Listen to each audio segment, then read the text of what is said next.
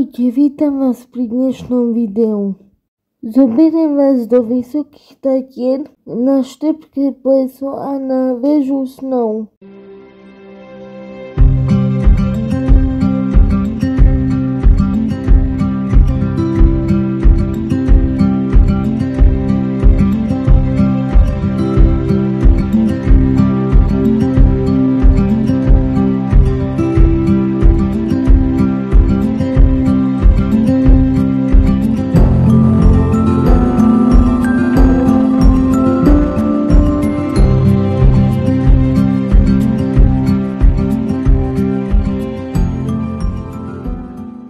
Tento výlet sa dá v kľude absolvovať na elektrickom vozíku. Tento sa volá Rumba, je to skladací. Hore pridám lištu na video o tomto vozíku. Terén je v pohode. Je tam niekde asfalt, niekde štrk, v pohode sa dá prejsť.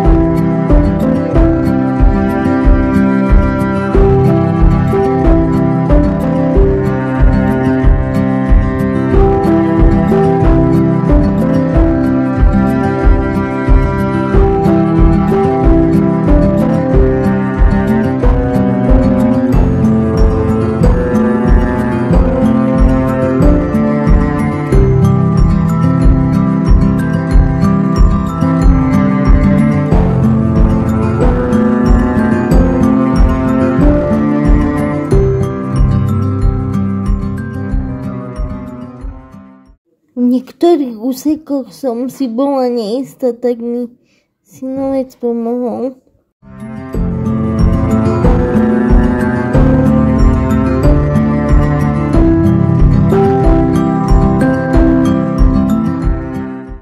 Čo ma však veľmi prekvapilo aj potešilo je, že v areáli sa nachádzajú bezbariérové vecká.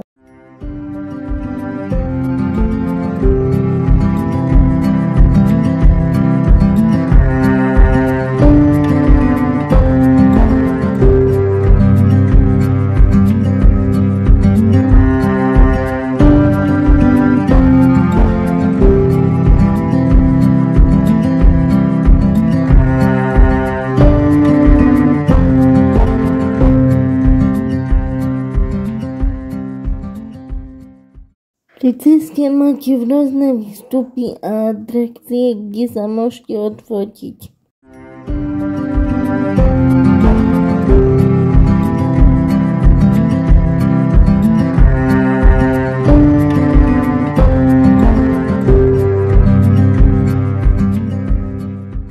Hneď vedľa Štrbského plesa sa nachádza väža snov.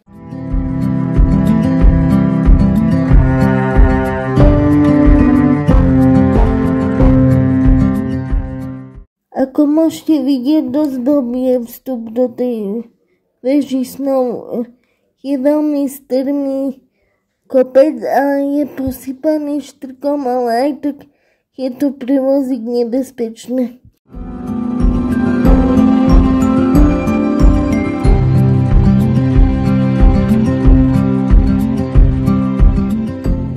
Cena lístku pre vozičkára je 11 €.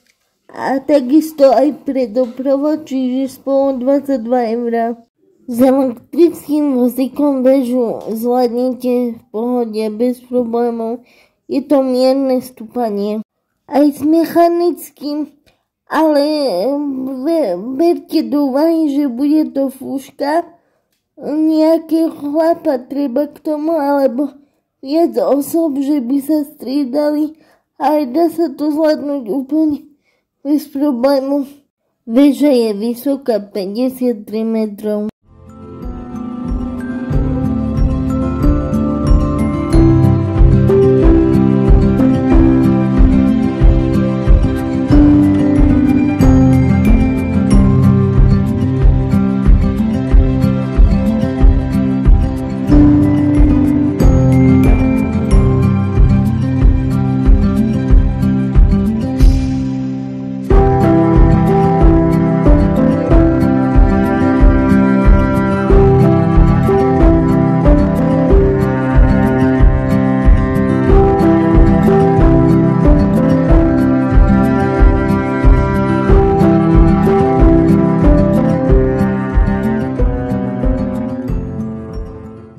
Ja som sa najviac tešila na ten preschlený trojuholník, že aký to bude pocit na tom stať.